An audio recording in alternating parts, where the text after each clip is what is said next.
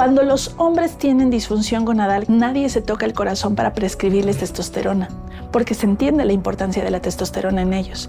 Pero cuando hablamos de hormonas femeninas, a todo mundo le tiembla la mano prescribir esas hormonas que tienen tan mala fama. Es muy importante que en este proyecto comenzaran a hablar mujeres que son referentes, porque son esas voces las que pueden ir abriendo y quebrando silencios de mucho tiempo. No es hasta ahora que muchas activistas en todo el mundo, muchas médicas, están levantando la voz por las mujeres que transitan a la menopausia, reivindicando las herramientas médicas que tenemos, hablando ahora de hormonas bioidénticas, de hormonas similares a las de tus ovarios. ¿Una menopausia tempranera? Pues como a los 50, ¿no? Bien. Pero que dice el doctor que como los borrachos, que se despiden y se despiden y se despiden. O sea, no se va. Todas pasamos por menopausia, todas o en la mayoría sentimos calores, malparidez cósmica, insomnio, nos provoca mandar a la pareja a donde sabemos. Pero con menopausia y sin menopausia. También. Y que tenemos derecho a vivir nuestra vida en nuestros propios términos, que hay maneras inclusive de cerrar el negocio porque hay propósitos mayores o más interesantes, que todo vale. Si su identidad de género es femenino o si se siente muy hombre, este programa es para usted. Bienvenidos y bienvenidas al aún desconocido mundo de la menopausia y de la maravillosa potencia de un cuerpo cuando transita de la etapa reproductiva a una productiva de nuevas experiencias, posibilidades y libertades.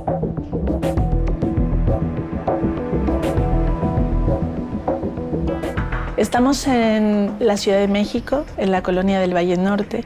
Estamos dentro de una clínica liderada por un grupo de mujeres médicas feministas. En mi consultorio hay diferentes representaciones gráficas, esculturas de cuerpos femeninos, de maternidades, de mujeres en resistencia. Me parece que las mujeres somos la red poblacional que sostiene la vida. Las mujeres y todo lo no hombre ha sido históricamente colocado en una posición de desventaja y sin embargo, y desde allí, somos el sostén de los pequeños cuidados, somos el sostén de los grandes cuidados y somos el centro nuclear de todas las familias. Y si entendemos a las familias desde una perspectiva mucho más compleja como estas redes que van creando la sociedad, no importa la configuración, normalmente en el centro hay una mujer que sostiene.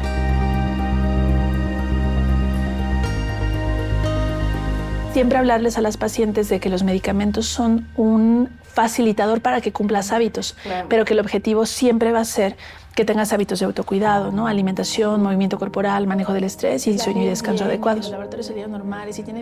En este espacio, las cosas que ocurren son las que deberían ocurrir.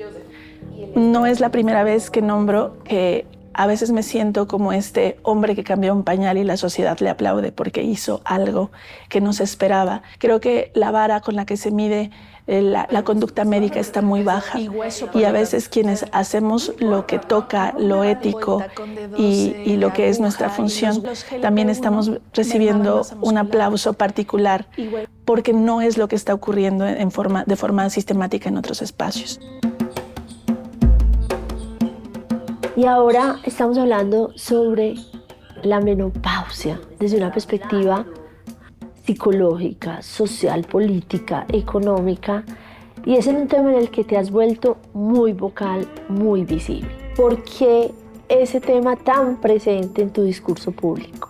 ¿Por qué la menopausia? Porque hay temas que necesitan salir del silencio. Te puedo yo decir con toda la humildad y con toda la realidad en la cara que yo, formada como médica ginecóloga con alta especialidad, se me habló 3 minutos del tema de menopausia en toda mi formación, siendo yo profesional de la salud dedicada a la salud de las mujeres. Me vine con tiempo y bien, sobre todo porque venía en coche y como no hay estacionamiento. Que hoy estaban los cierres. ¿Qué es la menopausia? La palabra menopausia, por definición, significa última menstruación. La menopausia es un diagnóstico que hacemos en retrospectiva después de que llevas 12 meses de no menstruar y decidimos que entonces aquella que ocurrió hace 12 meses fue tu última menstruación. Ok. De lo que no se entiende bien es que la menopausia es solo ese momento de última menstruación y que el resto de la vida que te queda es el periodo de postmenopausia. Okay. Y que la postmenopausia significa trabajar con un cuerpo que cambia su configuración porque el ovario va a cesar su función por completo. Y que ahora hay que integrarnos a una nueva etapa donde los órganos y las funciones tienen que cumplirse sin la presencia de las hormonas ováricas. Esta transición se siente, guardada las proporciones, como una adolescencia, porque por supuesto que es un cambio de etapa. No necesitas hacerte mucho escrutinio ni muchos laboratorios médicos para saber en qué estás, porque no hay adolescentes a las que les estemos haciendo estudios de laboratorio cada 3 meses para saber en qué están. Claro. Los cambios se vuelven palpables cuando a la niña le está creciendo la mama, se le está distribuyendo de una forma distinta la grasa en el cuerpo, le empezó a oler la axila, le salió vello, finalmente llegó la primera menstruación y decimos ya está en la adolescencia, ¿no? Así es entonces. Así es también. La menopausia tendría que acompañarse mucho desde el entorno clínico, de que tú me cuentes cómo te estás sintiendo, qué cambios has notado en tu cuerpo. Pero ¿cuándo inicia? ¿Inicia cuando para el periodo o inicia unos meses antes, unos años antes? Para cuando llegas a la menopausia, tú ya traes 2, 4, 6 años atrás con cambios hormonales en los que poco a poco se va instalando una nueva etapa. A mí románticamente me gusta nombrarlo como una marea que se está retirando.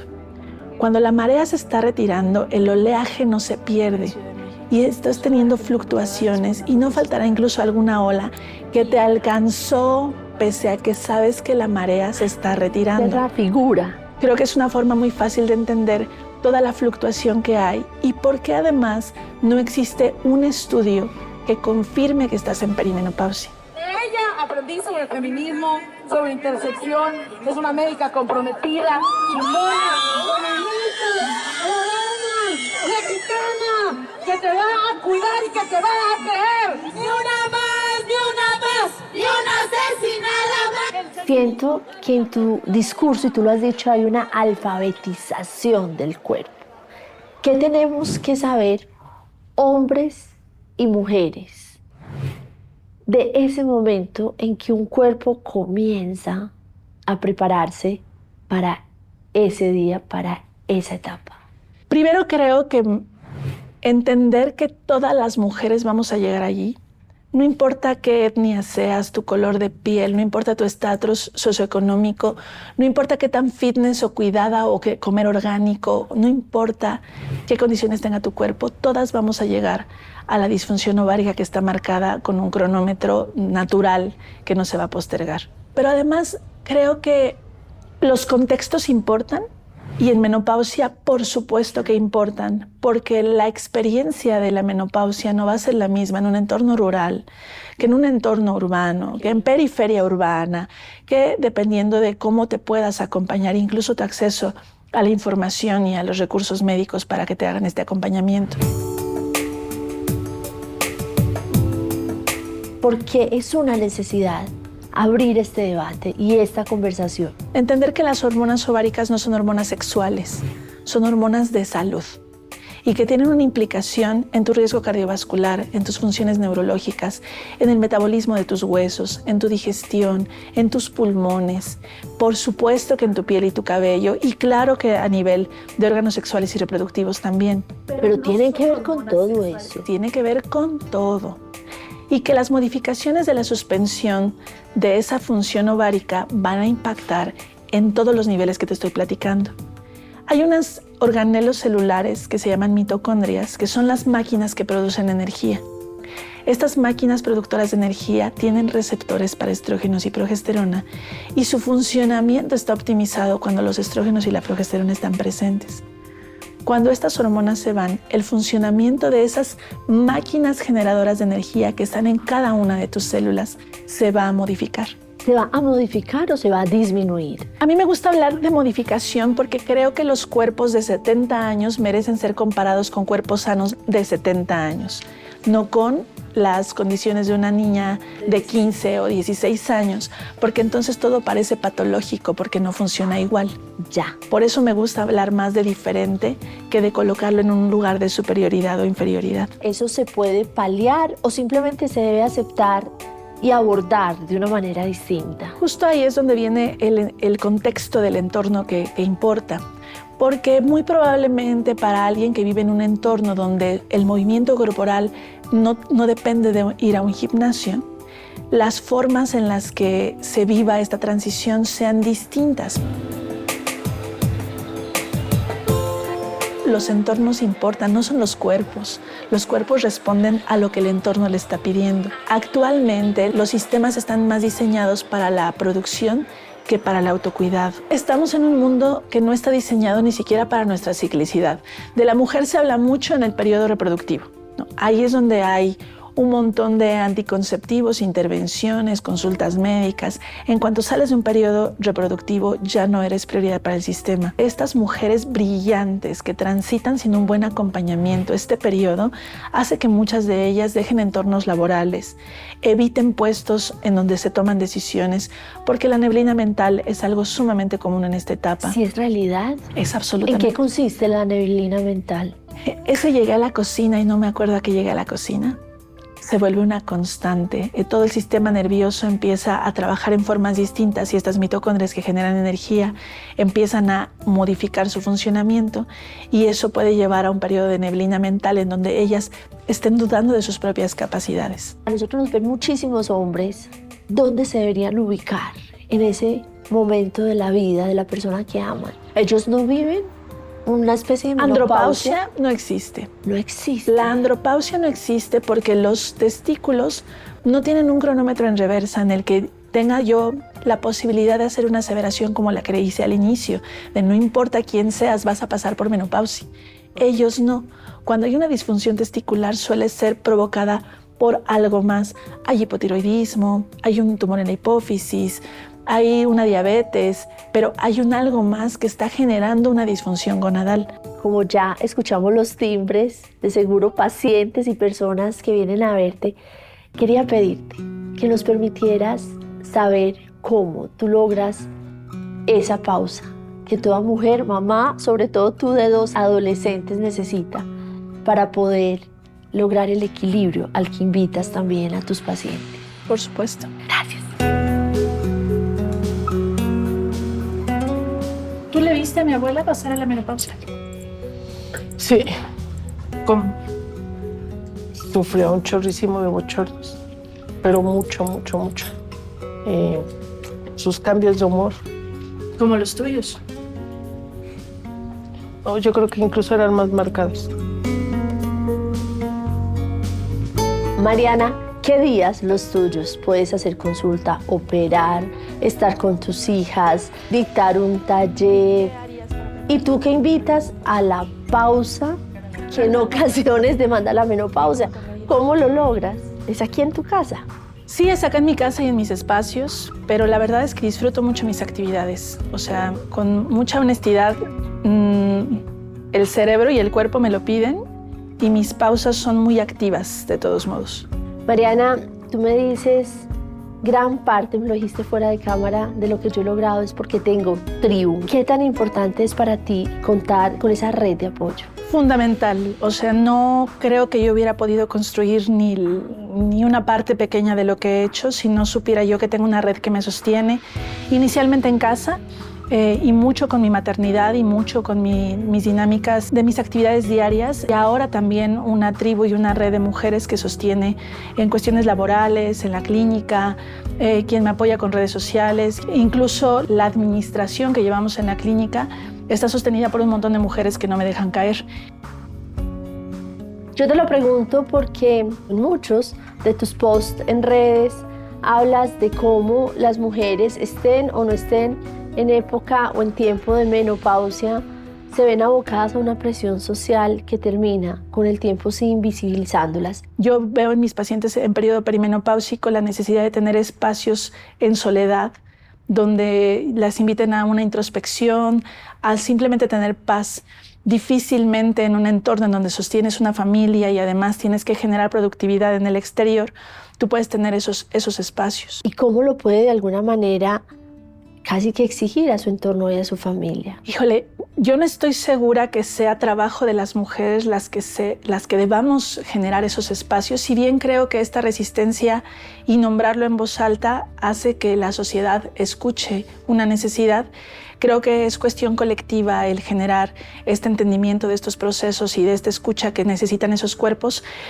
Y creo que difícilmente hay una receta que les sirva a todas para lograr estos espacios. Lo que a mí me llega a servir en mis dinámicas aceleradas y que invito yo a hacer a muchas mujeres son pausas conscientes. De verdad, a veces hacer una pausa para respirar, 5 respiraciones profundas, diafragmáticas, que le metan reseteo a todo tu cuerpo, puede hacer una diferencia significativa, así sean esos 60 segundos. Y yo me atrevo a prometerle a mi paciente que tengo enfrente que el mundo no se va a caer en esos 60 segundos que te detengas a hacer 5 respiraciones profundas.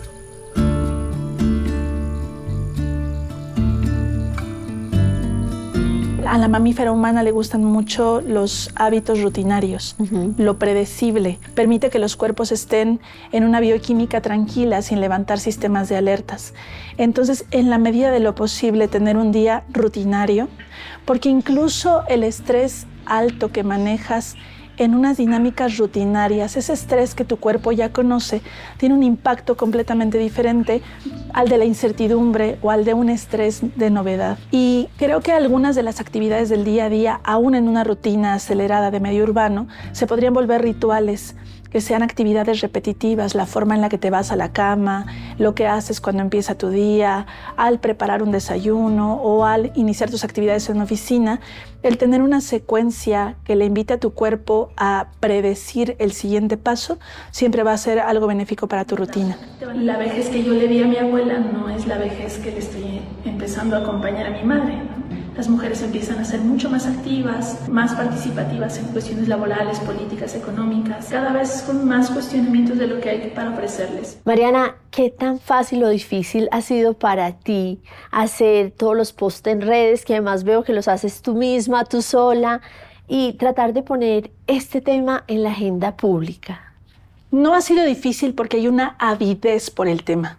Creo que la población que está buscando la información ya existe, la necesidad de esta información ya existe y solo ha sido poner pues, de forma pública lo que las mujeres ya están solicitando saber. No sé si te has enterado que en Colombia tenemos 2 de las mejores, y no son las mejores periodistas que ha tenido Colombia en estos tiempos, haciendo un podcast maravilloso que se llama Menopáusicas y qué. Claro que las consumo.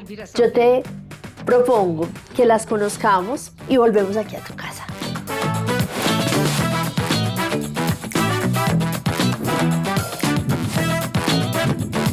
Somos las menopáusicas. Yo no lo planteo como una causa, sino como un tema. O sea, me pareció como de naturaleza. Esta es una conversación que se está abriendo en el mundo, hay que traerla acá. Le dije a María Elvira y nosotras que estábamos buscando proyecto, dijimos, va para esa. ¿Me copiaba? Esa no fue tan buena elección. Entonces, no, ahora tengo una muy buena elección. En su momento, esa no fue. Entonces esa chuleada. Ese quedó chuleado. Chuleado. Un día alguien me llamó, mira, aquí estoy con tu marido. Y le dije, bueno, ¿cuánto le encima para que lo termine de llevar? Y ya. Desde el día 1 comenzamos el podcast diciendo la edad de cada uno. Ajá. Yo tenía 59 cuando empezamos, María Elvira 77, ya lo hemos tenido que actualizar, yo ya estoy 61, María Elvira 78. Calores así raros. Insomnio. Insomnio no. Ay, qué dicha, qué envidia. Porque nosotros somos 2 insomnes. Tenemos una marca de independencia, una marca de seriedad, eso ayuda. Pero también estaba el meternos en un tema que digamos, lo sentíamos que estaba ahí, pero en este momento yo creo que con una nueva longevidad, es decir, las mujeres vamos a vivir muchos años. Pues mire, yo tengo 78 y yo todavía me tiro al suelo y me puedo parar. Entonces yo digo, nos vamos a quedar en el rincón, no, hay que abrir espacios y hay que hablar de este tema porque son temas que aún inclusive en mujeres mucho más jóvenes son temas que se silencian, que se esquivan, que se les saque el esguince. Sofía Vergara dijo, a mí lo que me quita el sueño es la menopausia.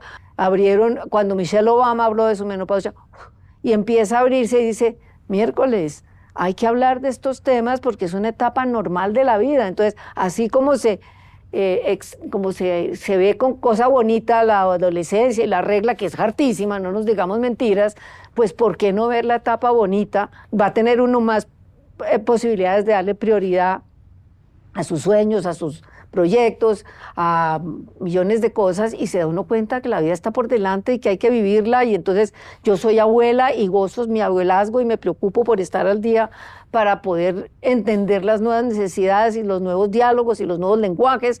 Y uno no se puede dejar marginar, porque es que uno no es una lata de atún, uno no dice fecha de vencimiento 05 del 18 de 2019, no. Yo creo que por ahora, María Elvira, me quedo con el cabello azul. Porque es que hemos dicho aquí muchas veces que si usted quiere se deje las canas, y si no se pinta el pelo de verde, de amarillo, de rojo, de morado o de azul. A mí me gusta el azul. O de fucsia. De golpe les llego aquí con un mechón fucsia o algo. Sí, por ahora. Por ahora yo me quedo con mis canas. Sí. Esto nos está hablando de un fenómeno que está ocurriendo. Y lo que decimos es que fue como abrir una puerta y sentir que había no 60 mujeres, que son las que hemos entrevistado, sino miles y miles y miles de mujeres con ganas de hablar. Y están llegando a través de las redes sociales. Hoy en día, en cualquier lugar, literalmente, nos paran en la calle una mujer, a mí o a María Elvira. ¿La puedo abrazar? Ay, qué maravilla. Casi siempre lo más frecuente. ¿La puedo abrazar? Gracias. Porque yo estaba así, estaba deprimida, estaba no sé cuánto. Entonces me parece que sí fue como, yo digo que fue como quebrar un dique. Claro. Y se vino una conversación que estaba pendiente y que era necesaria. Síntomas sí arrancaron. Sí. Calores. Pero mira que me dio como unos 3 meses y se me fueron. Bien. Es raro. No puede ser. Que después de 50 años de periodismo, donde estuvimos metidos en los remolinos más grandes y nos tocó cubrir las atrocidades del Palacio de Justicia, de las masacres, el nacimiento de las guerrillas, los secuestros, y sí, destapar toda clase de escándalos de corrupción, y resulta que hoy, a estas alturas de mi vida, a los 78 años, me encuentro en la calle gente que me dice gracias. Es la primera vez que yo siento que llego al corazón de la gente. Hay mujeres que llegan, tienen 60 más años, doctora, no quiero tener sexo, pero no ve que mi marido, ¿quién lo convence? Entonces le dice uno, el sexo es placer, no es una obligación. No es servicio Tú militar. tienes derecho a decir no. Tú no tienes que decir sí quiero todo el tiempo.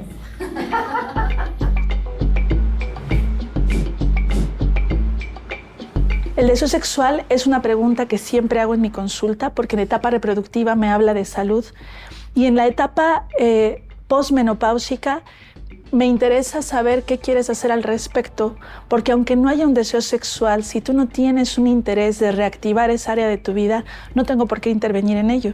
Hay mujeres que comulgan muy bien con la idea de no tener un deseo sexual y que aprenden a recibir ese bienestar de otros rubros de su vida y que no tienen mayor impacto. Y algunas otras que no tienen deseo sexual desean recuperarlo, desean esa vinculación con su pareja, y tengo herramientas para intervenir en ello. Estamos en contra del miedo a los años, de los filtros que borran la historia, de las fórmulas que retroceden el tiempo. No queremos volver al pasado. Queremos un futuro con orgullo. Y algunas otras están en situaciones de violencia en las que ellas no desean tener el acto sexual, pero no están en una situación de poder en las que ellas puedan negarse a esa situación. Pero sé que la bajada de estrógenos va a generar un recubrimiento vaginal adelgazado, una disminución en la capacidad de lubricar, una disminución en la elasticidad de los tejidos, y que esa situación violenta se va a agravar con un proceso doloroso de penetración en el cual también puedo intervenir para que ellas estén más cómodas.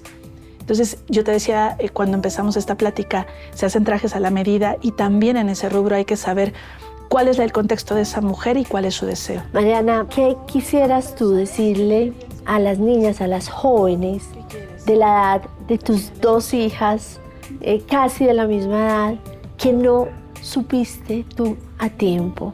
Cuestiónalo todo. Entender que en experimentar con seguridad está encontrarte a ti misma, me parece muy importante, ¿no? En permitirte probar cosas mientras te mantengas segura. Creo que el único alineamiento y la única limitante aquí debe ser tu seguridad. Fuera de eso, tu capacidad de experimentar y de probar el mundo debería de ser algo que deberíamos impulsar en todas las adolescentes. Mariana, muchísimas gracias por el trabajo que haces. Me parece que la resistencia desde el cuerpo femenino es una resistencia pendiente. Muchísimas gracias. Gracias a ti por el espacio.